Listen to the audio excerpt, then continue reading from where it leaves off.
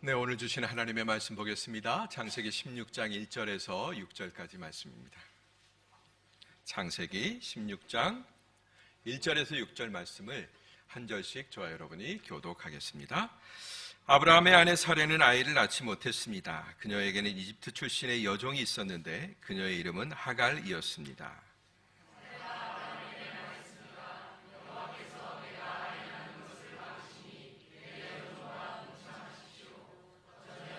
그녀를 통해 아이를 얻을지도 모릅니다. 아브라함이 사레의 말을 들었습니다. 아브라함의 아내 사레가 자기 여종인 이집트 여인 하갈을 데려다가 자기 남편 아브라함에게 아내로 준 것은 아브라함이 가나안 땅에 살기 시작한 지 10년이 지난 무렵입니다. 아브라함이 하갈과 동침하니 하갈이 임신을 하게 됐습니다. 자기가 임신한 것을 알게 되자 하갈은 자기 여주인을 업신여겼습니다. 그러나 사레가 아브라함에게 말했습니다. 그러자 사레가 아브라함에게 말했습니다. 내가 당하고 있는 이 고통은 모두 당신 책임입니다. 내가 내 종을 당신의 품에 두었건만 이제 그녀가 임신했다고 나를 멸시합니다. 여호와께서 당신과 나 사이에 판단하시기를 바랍니다. 아브라함이 말했습니다. 당신의 여종은 당신 손에 달렸으니 당신이 좋을 대로 그녀에게 하시오. 그러자 사레가 하갈을 학대했습니다. 하갈은 사레 앞에서 도망쳤습니다. 아멘. 오늘 말씀은 편법이 낳은 불편한 진실, 이런 제목으로 은혜를 나누고자 합니다. 2주 전까지 우리는 이전에 하나님과 사람 사이의 언약이 연기와 불로 확정되는 것을 우리는 보았습니다. 아브라함이 준비한 제물 위에 하나님께서 불과 연기로 지나가시면서 굉장한 퍼포먼스를 보여주셨어요. 대단하죠?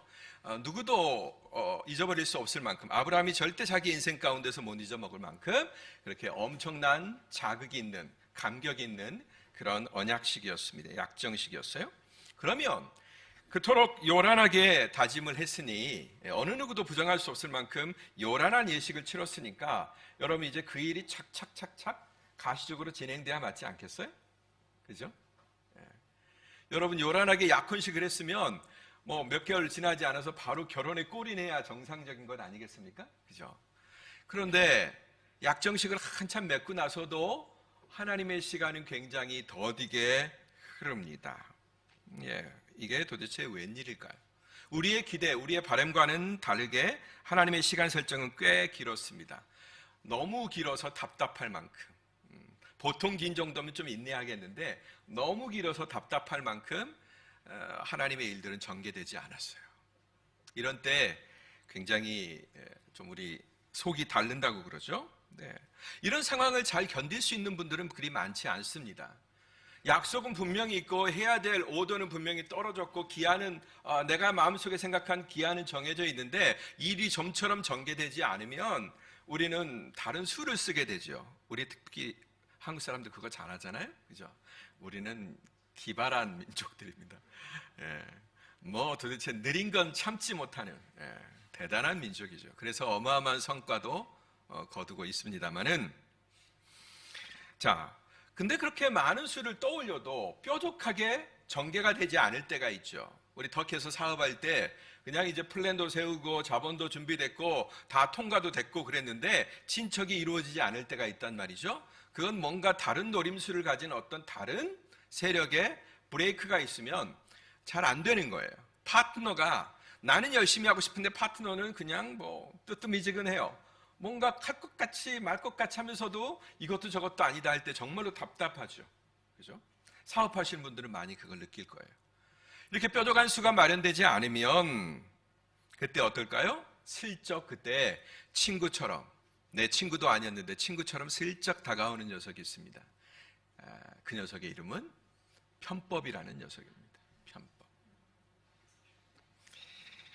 편법은 결국 같은 목표를 추구해요.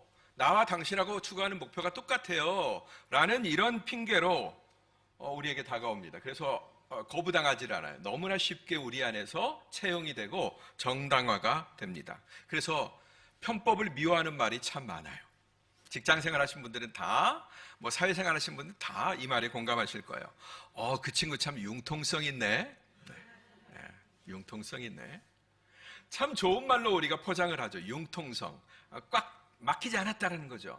여러분, 융통성 있는 분들이 되길 바랍니다. 너무 막히면서 살 필요 없어요. 그러나 꼭 그럴까? 또 이런 말이 있습니다. 안 되면 돌아가라. 이런 말이죠. 예, 안 되면 돌아가라. 그리고 회사에서 프로젝트를 담당한 팀장이 팀원들에게 뭐라 그래요? 일이 막 진척이 안 될 때, 여러분 이렇게 있지 맙시다. 우리 발상을 한번 전환해 봅시다. 이렇게 얘기하지 않습니까? 그렇죠? 예. 그래서 여러 가지 아이디어들이 떠오르고 그 다음에 하던 거 뒤집기도 하고 우리는 여러 가지 그 목표를 향해서 다가가는 그런 달려가는 특징이 있다라는 거예요. 자, 이런 일들은 특정 집단, 특별히 기업 집단이나 목표 집단에서는 굉장히 환영받을 수도 있습니다. 네, 그런 순발력, 네. 막히면 돌아가고 금방금방 해법을 만들어내는 그런 순발력이 어떤 집단에서는 또 어떤 리더에게는 환영받을 수도 있다라는 것입니다. 그렇다면 신앙세계에는 어떨까요? 신앙세계도 편법이 있을까요? 믿음의 길에도 지름길이 있을까요? 우리 믿음의 시기에 신앙의 길에도 속성 코스, 인텐시브 코스가 존재할까요? 네.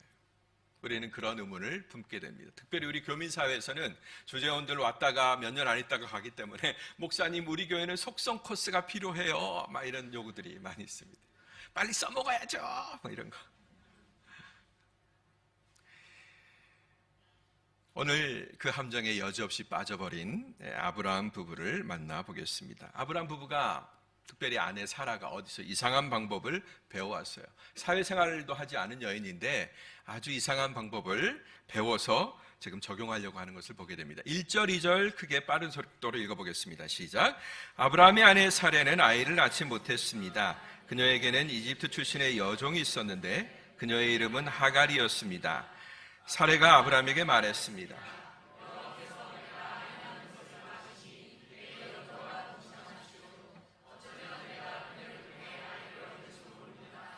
아브라함이 사레의 말을 들었습니다.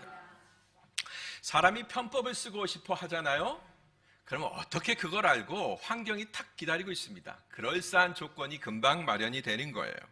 아브라함 부부에게도 마찬가지죠. 사레에게는 누가 있습니까? 자기 마음대로 부릴 수 있는 여종이 있어요.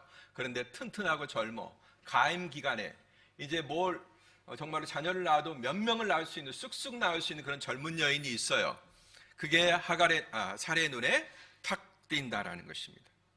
종의 자식은 그대로 주인의 소유가 되죠. 그리고 주인이 원하면 그 종의 아들을 자기의 자녀로 얼마든지 편입할 수가 있습니다. 입양할 수가 있죠. 합법적으로 자녀를 얻는 것입니다. 옛날에는 그런 일들이 많이 성행했어요. 네. 불과 오래 갈 것도 없습니다. 우리나라에도 이렇게 발전한 것 같지만 불과 50년 전만 하더라도 이런 일들은 굉장히 많이 있습니다. 얼마 전에 작고한 우리 강수연이라는 배우가 유명해진 영화 제목이 있죠? 시모못이라는 그런 거 있잖아요. 그런 것처럼 궁하면 통하겠죠? 궁하면 통한다라는 그런 말이 우리들에게 유통이 되고 있습니다. 그녀의 답답함이 언약을 받았고 내 남편의 아이를 낳고 언약의 자손을 내가 물러야 되겠는데 이걸 받긴 받았는데 진행되지 않으니까 그녀가 편법을 지금 떠올리게 되는 것입니다. 그리고 근데 그녀가 굳이 이렇게까지 해서 얻으려고 하는 것은 도대체 뭘까? 정말로 하나님의 언약을 나는 어떻게든지 하나님의 언약을 수종드는 도구가 되어야 돼 하면서 그거가 사모가 돼가지고 기어이 자식을 낳으려고 했을까? 하나님을 그렇게까지 막 그냥 사랑해가지고 자식을 낳으려고 했을까? 아니면 다른 의도였을까? 우리는 이 생각을 해볼 필요가 있습니다. 저는 사라가 많은 여인들이 그러겠습니다만 이해합니다. 우리 주변에도 또 우리 교인 가운데도 그런 고통 가운데 빠졌던 분들이 있을 거예요. 예. 그리고 이런 일들은 너무나 비일비재하게 세상에서 많이 일어나기 때문에 제가 설교하면서도 조심스럽습니다. 이 자기 연민이라고 하는 그런 함정에 빠진 사례는 문제가 생겼습니다. 마치 편집증에 걸린 것처럼 그렇게 한 방향만을 향해서 아주 좁은 이것저것 따지지 아니하고 목표 하나만 바라보는 그런 생각을 하게 돼요. 이런 걸 주로 우리가 편집증이라고 그러죠. 내가 뭘 가져야 된다고 했을 때 다른 주변의 것들이 하나도 안 보이는 거예요. 그리고 그것을 가졌을 때 가져야 되는 이유조차도 안 보이는, 무조건 그걸 가져야 되겠다는 욕망 하나로 그냥 분출하는 것입니다. 그러면 에너지가 굉장히 강해지죠. 여러분 아세요? 그 연약한 물, 우리가 만지면 우리에게 어떤 상처를 주겠어요, 물이. 근데 그 물이 좁은 구멍으로 발사가 되잖아요. 그러면 여러분 그 무거운 볼링공도 자를 수가 있습니다. 아주 매끈한 단면으로. 그렇게 한 곳으로, 좁은 곳으로 욕구가 분출되면 뭔가 사고가 일어나는 거예요. 억지로라도 아이를 낳고 싶은 욕망에 그녀는 뭐라고 얘기해요? 여호와께서 내가 아이 낳는 것을 막으시니라고 입장을 표현합니다. 아니 언제 하나님이 아기 낳는 거 막으셨어요? 근데 그녀의 해석은 뭐예요? 약속을 주고도 지금 나에게 아기를 안 주시니까 지금 하나님이 뭔가 이유가 있어서 나를 막고 있다, 이렇게 지금 생각이 되는 거예요. 편집증에 빠지면 좌우 분별이 안 되는 것입니다. 이런 입장이었으니까 사례는 억지로라도 언약이 성취되는 모양새를 만들고 싶어 했어요. 그러나 사실은 언약을 성취하려고 하는 마음보다도 자기 욕구, 자기 위로, 이걸 실현하려고 하는 그런 마음이 큰 거죠. 내 여정과 동침하십시오. 여자 입장에서 이게 쉬운 일일까요? 아무리 옛날 얘기라고 하더라도. 그렇죠? 어떻게 한 남자, 내 남자를 다른 여자랑 공유할 수 있습니까? 허락이 안 되는 거죠. 근데도 불구하고 해야 되니까 이거 자체가 안 보이는 거예요. 질투심, 여인의 사랑이 깨질 수도 있다라는 그런 어떤 불안감, 이런 거 다 그냥 제껴놓고 그냥 오로지 아들 하나 얻어야 되겠다는 일념으로 아무것도 안 보는 거예요. 그런데 사례가 참 딱하다, 여자로서 오죽하면 그랬겠나. 네, 이해도 됩니다. 제가 아무리 이해한다고 해도 얼마나 이해하겠어요. 그러나 이해해 보려고 노력은 하겠습니다. 이해가 돼요. 하면서 이렇게 우리가 그녀를 동정하고 싶고 10분 동정받아야 마땅하지만, 그러나 아무리 동정한다고 하더라도 10분 이해한다고 할지라도 그런 식으로는 언약의 자손이 태어나지 않습니다. 형식적으로는 종의 아들을 통해서 자기 아들로 법적으로 입양할 수 있겠죠. 그러나 자기도 알고 하나님도 알고 모든 사람이 압니다. 그 아이가 자기 아이가 아니라는 건 다 알죠. 네. 아무리 봐줘도 그것은 그냥 자기 연민, 자기 위로를 위한 편법일 뿐입니다. 아무리 봐줘도. 근데 재밌는 것은 아브라함조차 못 이기는 척 하면서 그걸 받아들여요. 아브라함은 도대체 왜 그랬을까? 진짜 아들을 얻고 싶은 마음에 그렇게 했을까? 아니면 사라가 너무 불쌍해서 그렇게 했을까? 아니면 열여자 싫다고 하는 남자 없다는 그런 마음이었을까? 참 착한 남편이죠? 네. 어떻게 보면 참 착한 남편이에요. 제가 발음을 다시 하겠습니다. 어떻게 보면 아브라함은 참 차악한 남편입니다. 그 다음으로 악한 거예요. 차악한 남편입니다. 자, 사라의 의도대로 이 일이 완성되었으면 얼마나 좋았을까요? 그러나 결국 이 일은 자기의 발등을 찍는 일이 되고야 맙니다. 3절 4절 말씀 같이 보겠습니다. 시작. 아브라함의 아내 사레가 자기 여종인 이집트 여인 하갈을 데려다가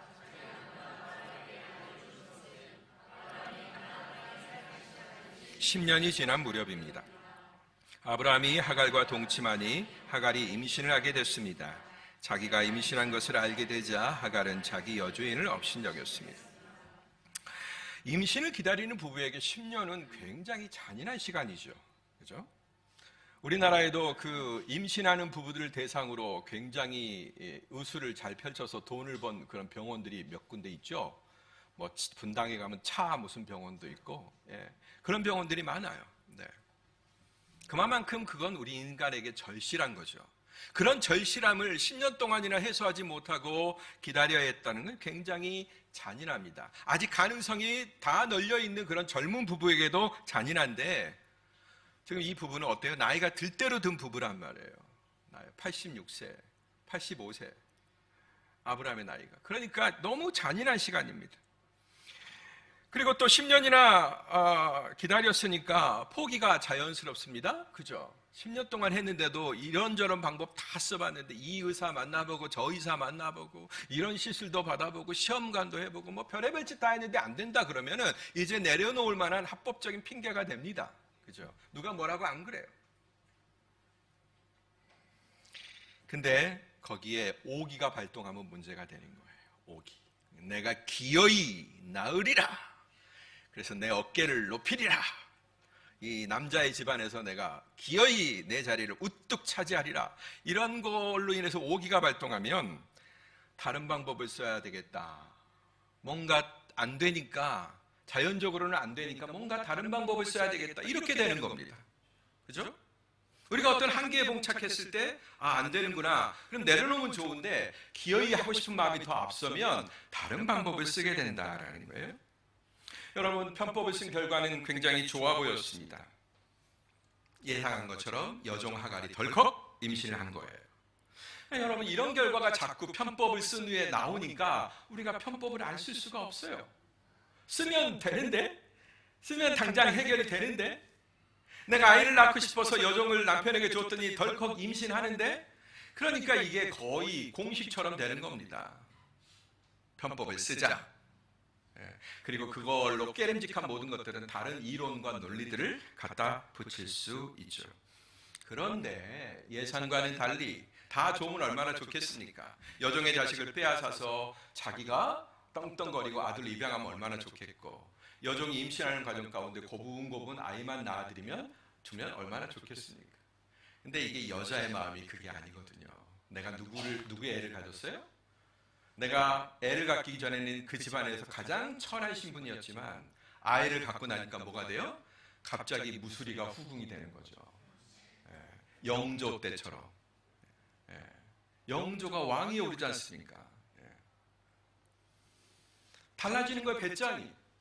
그러니까 이제 자기 자기 주인을 바라보는 마음이 이제 완전히 100% 달라지는 거예요. 처음에 이제 한 3개월 정도 됐을 때 이제 넌지시 슬쩍 한번 던져봤겠죠. 여전히 사내는 자기 여종이니까 부리면서 하갈 더운 물 좀 가져와, 하갈 우유 좀 짜와, 하갈 어디 가서 뭐 좀 가져와, 그리고 나 필요한 거 옷이 있는데 좀 꺼내봐. 뭐 별의별 명령을 할 수 있었겠죠. 근데 예전에는 고분고분하다가 임신한 사실을 알게 되니까 사모님, 주인님, 좀 제가 몸이 불편해요. 제가 좀 누워 있어야 될 것 같아요. 조금 봐주시면 안 될까요? 이렇게 되는 거죠. 슬쩍 넌지시. 그다음 나중에는 점점 노골적으로 변하겠죠. 저 오늘 못 가겠어요.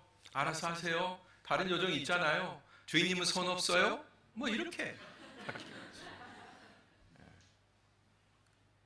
제가 여인의 심정을 잘 압니까?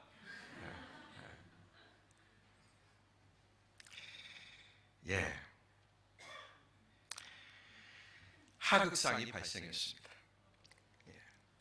그걸 당하는 사례는 이러지도 못하고 저러지도 못하고 안절부절이었을 겁니다. 우리가 이런 상황을 뭐라고 그러죠?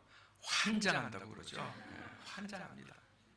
애를 가졌으니 어떻게 할 수도 없고, 그 뱃속에 든 아이는 내 남편의 아이고, 그것도 나 모르게 이루어진 일이 아니라 내가 자청해서 만든 일이고, 그러니까 부정할 수도 없고 뒤엎을 수도 없고 그냥 속에서 분은 나고 환장하는 겁니다.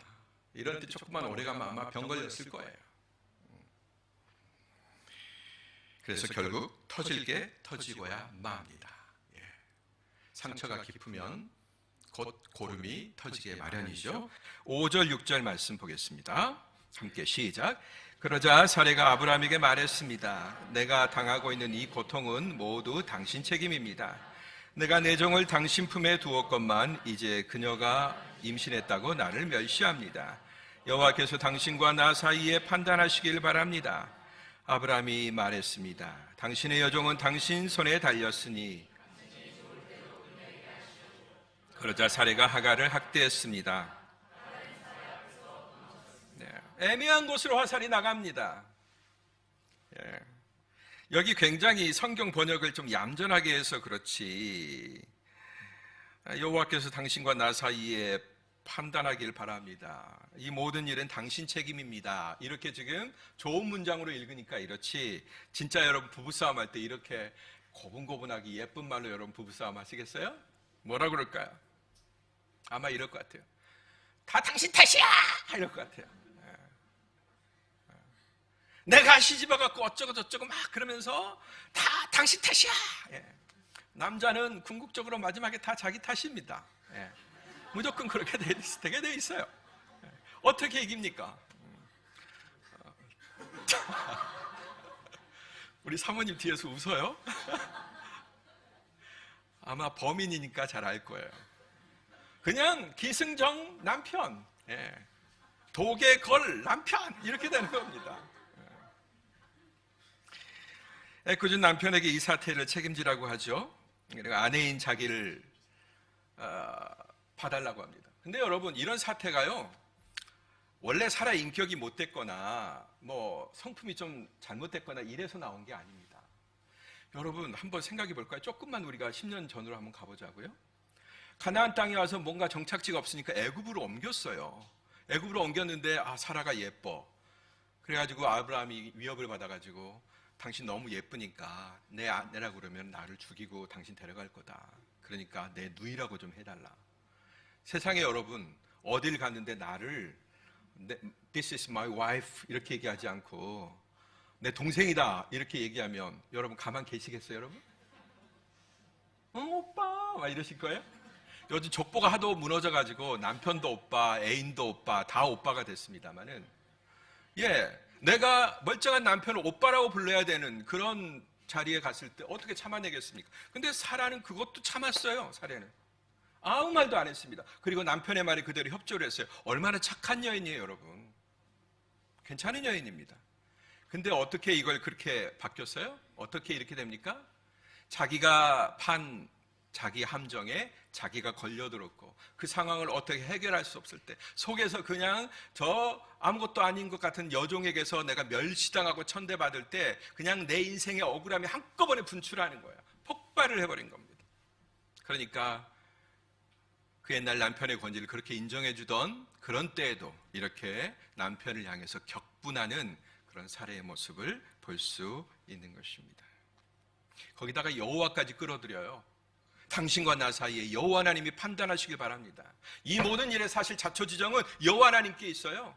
하나님께서 우리에게 언약을 주시고 희망을 안 줬다면 내가 이렇게까지 비참하지 않을 거예요. 그럴 겁니다. 내가 이렇게까지 해서 아들을 얻어야 되겠어요 막 그러면서 여호와 하나님도 문제입니다 하면서. 근데 아브라함이 이 문제를 탁 닥쳤으면 전공법으로 좀 해결해야 될 것 아닙니까? 근데 아브라함도 여기서 참 못났어요. 아브라함은 그 싸움에서 비겁하게 뒤로 빠집니다. 뭐라고요? 당신이 한 일이니 당신이 좋을 대로 하시오 이렇게 하는 거예요. 여러분 이것도 제가 얌전하게 얘기했으니까 아브라함에게 굉장히 인격을 부여하고 제가 얘기했으니까 당신이 벌인 일이니 당신이 그대로 하시오. 여러분 남자들한테 그렇게 얘기 들어보신 적 있으세요? 아내들? 뭐라고 해요? 야! 네가 한 일이니까 네가 책임져! 그럴 거 아닙니까? 다 도는 거죠, 이 상황이. 어느 하나 이 비정상적인 상황에서 제대로 인격적인 모습을 유지할 사람이 누가 있겠어? 더군다나 부부지간에 네가 벌인 일이니까 네가 책임져! 하면서 네 맘대로 해! 이렇게 되는 겁니다. 무책임, 방관, 떠넘기기, 그런 아브라함을 봅니다. 이게 평소 아브라함하고도 역시 어울리지 않습니다. 우리는 아브라함의 모습 속에서 떠넘기기, 무책임을 본 적이 별로 없어요. 근데 여기서는 무책임해지고 떠넘기지 않습니까? 비겁해지지 않습니까? 이게 바로 편법의 대표적인 부작용들입니다. 편법을 쓰면 이렇게 궁하게 되어 있습니다. 그러자 사례는 자기 지위를 이용해서 자기가 시킨 대로 했던 그 여종을 학대하기 시작합니다. 도대체 하갈은 무슨 죄예요? 주인한테 시집가라고 그래서 뭐 다른 편한 대상 만날 수도 있었는데 주인의 아이를 가졌는데 이제 와서 자기가 좀 임신했다고 조금 약간 끝발 부렸다고 이렇게까지 박해를 하니 또 얼마나 힘들겠습니까? 가장 추악한 인간의 내면이 그대로 다 드러납니다. 이런 폭력들이 우리 인간 사회에서 비일비재하게 일어나고 있지 않습니까? 사실 여러분의 집안 멀리 갈 것도 없어요. 저와 여러분들의 집안 내면만 들어가 봐도 이런 문제는 다 한두 가지씩은 다 있습니다. 인간 삶이 그래요. 뭐죠? 바로 너무나 쉬운, 바로 옆에 있는 쓰기 편한 편법이라는 녀석을 내가 써버린 결과입니다. 아브라함과 사라의 관계는 그 뒤로 어떻게 되었을까요? 아침마다 식탁에서 서로 사랑스러운 얘기를 오가면서 여보 이거 먹어봐, 여보 카이막도 발라 먹어보고 딸기잼도 발라보고 이거 치즈 내가 장에서 새로 사온 건데 한번 먹어봐, 이런 얘기가 나오겠어요 여러분? 응? 탁 갖다 놓고 차놓고 먹어요? 말든지 뭐 이렇게 되는 거죠. 여러분 제가 그런 일을 당한다라는 거 결코 상상하지 마십시오. 저희 사모님 훌륭한 분입니다. 너무나 잘하니까, 리얼하게 하니까 여러분 그렇게 오해할까 봐. 얼굴이 좀 빨개지네요. 여러분 덧난 상처를 되돌리기에는 이미 늦어버렸습니다. 그만큼 이 편법이라는 녀석이 무서워요. 의외로 굉장히 파괴력이 있습니다. 잠깐 그냥 갖다 쓰고 딱 내던질 것 같았는데, 그냥 내가 도움만 받고 다 던져버릴 수 있을 것 같았는데 그렇게 되지가 않는 거예요. 그렇다면 여러분 구원의 세계, 언약의 세계는 어떨까요? 하나님과 언약을 맺고 그 언약이 10년 동안 진행되면서 하나님은 다 일하고 계셨는데 우리가 보기에 하나님이 일 안 하고 있는 것처럼 보인단 말이에요. 그 구원도 그렇고, 내가 구원받았는데 하나님이 더 이상 나에게 역사하는 것 같지가 않아. 내 자식에게도 축복해주고 내 아내에게도 내 남편에게도, 남편은 사업이 쭉쭉 빵빵 뻗어가고 내 자식들은 서울 인서울 하는 대학 쫙 가고 아니면 유럽에 기고만장한 그런 엄청난 대학들 가고 말 잘 듣고 고분고분하고 어딜 내놔도 부끄럽지 않은 자식들이 다 되고, 나는 내 삶이 윤택하고 기름지고 불행한 구석이 하나도 없어야 되고 그렇게 돼야 되는데 이건 잘 안 이루어진단 말이에요. 더디단 말이에요. 내 삶에 바꿔지는 건 별로 없는 것 같아요. 그런 때 우리는 다른 방법이 없을까? 하나님의 언약이 좀 빨리 이루어지게 하는 방법이 없을까? 하나님이 내게 축복하시겠다고 그 축복이 빨리 이루어지게 하는 방법이 없을까? 우리 나름대로의, 우리가 세상에서 잘 써먹었던 그런 방법들을 동원하려고 한다는 거예요. 그래서 구원조차도, 하나님이 내게 주시는 그 어마어마한 선물, 그 구원조차도 편법으로 얻으려고 발버둥 치는 것입니다. 교회 안에도 여러분 얼마나 그런 일들이 비일비재한데요. 빨리 어떤 뭔가가 되고 싶어, 빨리 어떤 일을 성취하고 싶어, 그리고 어떤 결과를 빨리 만들어내고 싶어요. 여러분 세상에서는 그렇게 하면 100% 편법과 융통성을 동원하게 되어 있습니다. 그러나 교회는요, 그렇게 해서 유익이 될까요? 그걸 못하는 게, 틀린 줄 알았다면 멈춰야 되는데, 안 써야 되는데 그걸 못하는 게 바로 우리들입니다. 언약의 길은 결과만큼, 어떤 결과를 우리가 얻느냐 그것만큼 과정도 똑같이 중요합니다. 따라합시다. 천국은 종착역에만 있지 않다. 목표 지향적인 우리들은 어떤 종착역, 서울역에 가야 돼 그러면 중간을 다 그냥 스킵합니다. 그래서 서울역에 가기만 하면 돼요. 그러나 하나님의 구원은 우리를 서울역에 도달시키는 게 아니에요. 서울역까지 가기 위한 모든 역, 그 속에서도 내가 천국을 누리기를 바라십니다. 할렐루야. 우리는 이 땅에서 천국을 누려야 돼요. 이 땅에서 천국을 누린 사람이 저 하늘 천국을 누리는 거지, 이 땅의 천국의 맛을 요만큼도 못 본 사람은 결코 하늘의 천국의 맛을 누릴 수가 없습니다. 하나님의 나라는 우리가 죽어서 가는 그 나라에 제한되지 않아요. 오늘 우리가 호흡하며 살아가는 이 세계 가운데서도 여전히 하나님의 나라는 존재하고 일하고 계시는 것입니다.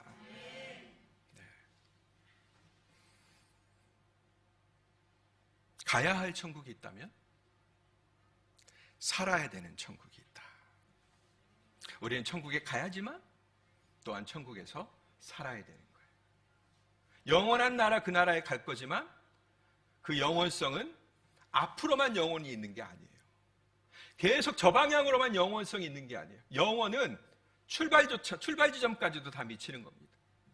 내가 서 있는 이 세계도 영원의 세계 안에 포함이 되는 거예요. 할렐루야. 말씀 찾아볼까요? 베드로전서 1장 23절. 다 같이 읽겠습니다. 베드로전서 1장 23절. 일부에는 있었는데요? 아닌가요? 없나요? 베드로전서 1장 23절 제가 읽겠습니다. 여러분이 귀로 잘 있네요. 시작. 여러분이 거듭난 것은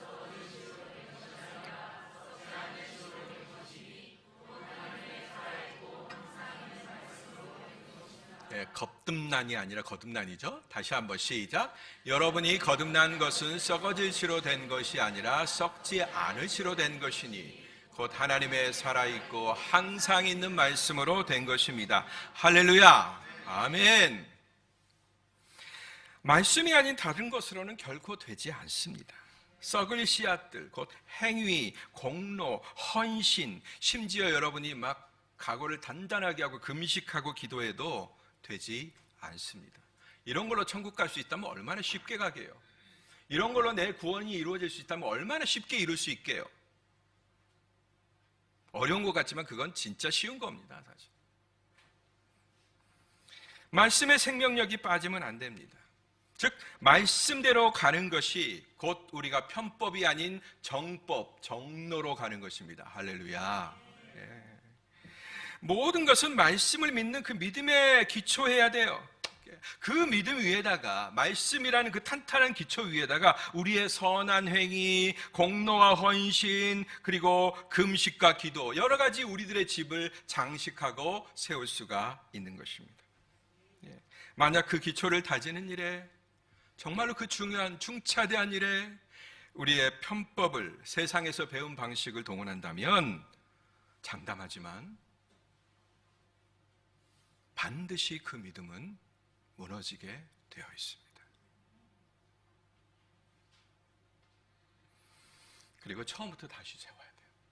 여러분, 이 일을 자꾸 우리가 반복한다면 얼마나 미련스러운 일입니까? 다시 말씀드립니다. 편법은 신앙의 세계와 결코 어울리지 않는 조합입니다. 편법이 잠깐은 편리해 보여도 결국은 그 삶 전체를 묶어버리는 오랏줄이 돼요. 오랏줄이 뭡니까? 체포하는 줄이에요. 나를 묶어버린단 말이에요. 그러므로 세상살에서 배운 이 편법의 습관이 신앙세계에 오는 것을 막아야 됩니다. 그러면 어떻게 해요? 정신 똑바로 차리고 편법을 동원하는 세계는 여기, 편법이 필요 없는 세계는 여기 딱 구획 짓고서 우리가 선택적으로 그렇게 할까요? 그렇게 될 것 같죠? 안 됩니다. 어떻게 해야 돼요? 내가 지금 살아가고 있는 이 세계, 내가 지금 이 땅에 육신의 삶을 누리고 있는 이 세계도 천국이라는 사실을 여러분들이 깊이 인식하며 오늘 내가 사는 이 시간이 천국이다라는 인식을 갖고 천국을 걸어가는 방식으로 걸어야 되는 것입니다. 정로를 정법대로 정당하게. 그랬을 때 구원의 길, 믿음의 길도 흔들리지 않는 거예요. 세상은 마음껏 편법을 동원하고 융통성을 동원하고 길을 바꾸고 그때그때마다 아이디어 동원하고 그게 옳아 보이는 방식, 기가 막힌 경제적인 그런 방식으로 우리가 선택을 하다 보면 여러분 회사 생활을 그렇게 하고 가정 생활을 그렇게 하고 여러분 자녀 입시를 그렇게 결정짓고 그렇게 중요한 길, 그렇게 쉽게 결정하지 말아야 될 중요한 길을 그런 식으로 결정하다 보면 가장 중요한 것도 결국은 그런 식으로 결정하게 돼 있다는 것입니다. 생명에 관한 일도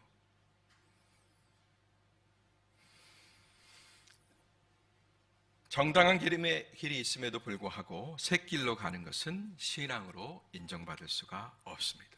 혹여라도 지금 여러분들의 호주머니에 늘 여러분의 지갑에 여러분의 핸드폰에 편법 사용서가 있다면 이제는 그 편법 사용서를 찢어버리거나 지워버리시기를 바랍니다.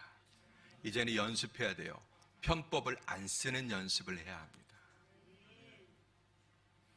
내가 지나왔던 신앙의 길에서 편법이 있었다면 어떤 편법을 사용했는지 큰 눈으로 살펴보시길 바랍니다.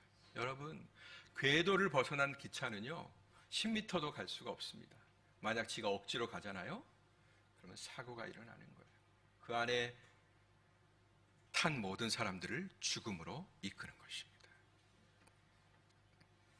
믿는 일, 우리가 믿는 일, 그리고 섬기고 사랑하는 일, 봉사하는 일, 헌신하는 일, 얼마나 아름다운 일입니까? 얼마나 칭찬받을 일입니까? 근데 여러분, 우리가 이 일을 편법으로 할 이유가 어디가 있어요? 무슨 세상적 이익을 가져다주는 일도 아니고 섬겨야 되고 내가 베풀어야 되고 하나님을 기쁘게 해야 되는 일인데, 그런데 내가 하나님을 기쁘게 해야 된다는 그런 명목으로 하나님이 가장 싫어하는 방법을 사용할 이유가 뭐가 있느냐 말이에요. 없죠. 저의 목회도 그렇습니다. 제가 모르겠어요. 장담은 못하겠지만 편법을 안 쓰려고 굉장히 많이 애를 씁니다. 편법을 쓸 때는 이런 때예요. 내가 사람들을 너무 의식할 때, 하나님 앞에 서지 아니하고 인간의 욕구 앞에 섰을 때 목회자가 자꾸 편법을 쓰게 되고, 또 자기 욕심대로 하고 싶어 할 때 편법이 자꾸 동원됩니다. 목회만 그럴까요? 우리 선교도 마찬가지입니다. 우리 선교사님들 각 지역에서 여러 가지 사정과 여건들이 있죠. 저도 선교사입니다. 그러면 돌파하기 위해서 여러 가지 방법을 써야 돼요. 이것저것 궁리해야 됩니다. 그러나 어떤 일상생활에서 작은 지혜, 꽤 이 정도가 아니라 우리의 근본 방향을 흔들게 만드는 그런 편법을 써야 하는 그런 상황이 오고, 그런 유혹을 우리는 자꾸 받습니다. 그런 때 어떻게 하셔야 돼요? No 하셔야죠. 그죠? 그래야 우리의 인생길에 우리가 던진 헌신과 희생의 의미가 남는 것입니다. 그걸 던져버리면 아무것도 남지 않아요. 아무것도 남지 않습니다. 교회 사랑도 그렇습니다. 여러분이 세상에서 여러 가지 정말로 적절한 그런 지혜와 기술들을 많이 배우세요. 세상 살아가는 방법을 많이 배우십니다. 세상 사람들 상대하는 방법을 많이 배우십니다. 그러나 교회에서 사랑하는 일, 교회를 섬기는 일, 이 일도 세속에서 배운 방식 갖고 편법을 동원한다면 모르겠습니다. 사람 보기에는 잘 될 수도 있겠지만 하나님께 드릴 몫이 없습니다. 우리가 언뜻 합리적으로 보이는 자기 생각을 내려놓고 말씀 속에서 확연한 주의 뜻을 쫓을 때, 여러분, 우리 교회는 제대로 길을 가는 겁니다. 아멘. 우리는 제대로 부흥할 겁니다. 여러분, 많이 모이는 부흥 꿈꾸지 마시고요, 제대로 가는 부흥을 꿈꾸세요. 그럼 거기에 많은 사람들이 따라오게 돼 있습니다. 교회가 교회다울 때 진짜 일을 하는 겁니다.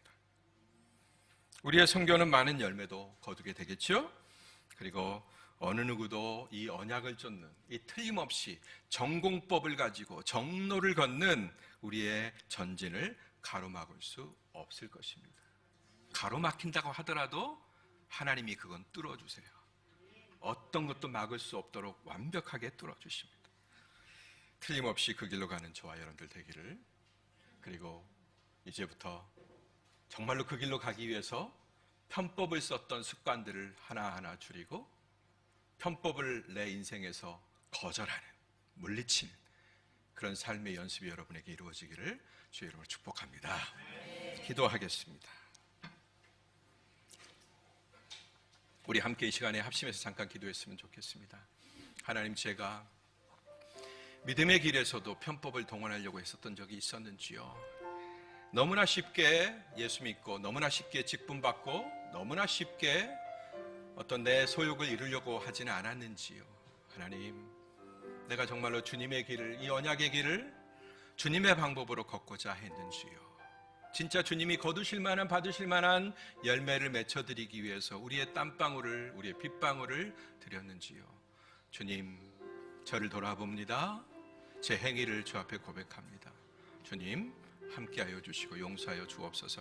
우리 함께 기도하겠습니다.